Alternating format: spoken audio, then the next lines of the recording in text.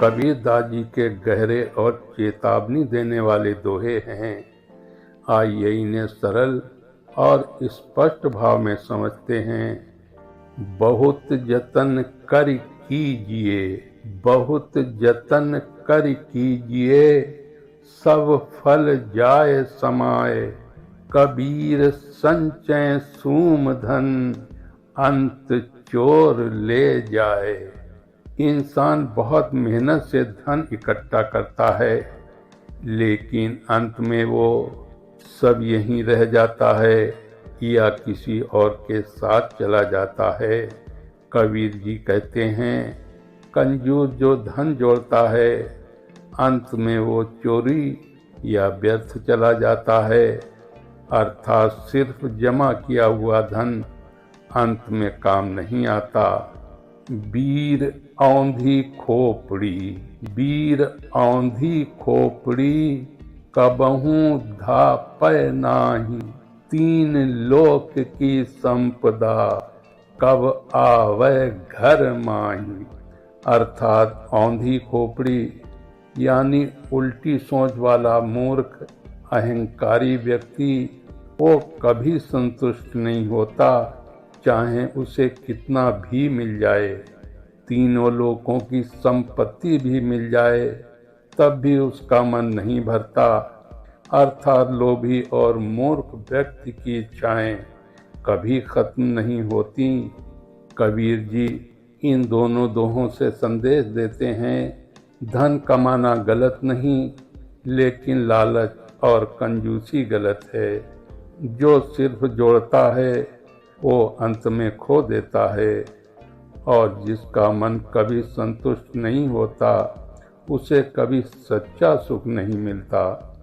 कबीर जी इन दोहों से हमें सीख देते हैं, कमाओ लेकिन ईमानदारी से, जोड़ो लेकिन ज़रूरत के लिए, और सबसे ज़रूरी संतोष रखो।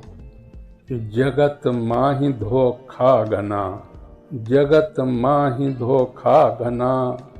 अहम क्रोध अरु काल, पौरी पहुँचा मारिए, ऐसा जम का जाल। ये दोहा भी कबीर जी की गहरी चेतावनी और मार्गदर्शन दिखाता है। भाइयों और बहनों, कबीर जी कहते हैं, जगत माहि धोखा घना, अहम क्रोध अरु काल। अर्थात ये संसार धोखों से भरा है। अहंकार, क्रोध और काल, ये तीनों मिलकर इंसान को फंसा लेते हैं। कबीर जी कहते हैं, ये सब यमराज का जाल है जो हमें बार बार दुख देता है। दसों दिशा में क्रोध की, उठी अपरवल आग। क्रोध ऐसी आग है जो चारों दिशाओं में फैल जाती है। ये रिश्ते जलाती है, मन की शांति छीन लेती है और इंसान को गलत रास्ते पर ले जाती है। सीत संगत साध की, तहाँ उबरिए भाग। कबीर जी इसका समाधान भी बताते हैं। उनका कहना है कि संतों की संगति अर्थात सत्संग, शांत और अच्छे लोगों का साथ, जिसे शीतल और ठंडक कहा गया है। जहाँ संतों की संगति होती है वहाँ मन शांत होता है और इंसान इस जाल से बच जाता है। कबीर जी इन दोहों से हमें संदेश देते हैं, संसार में भ्रम और जाल बहुत हैं।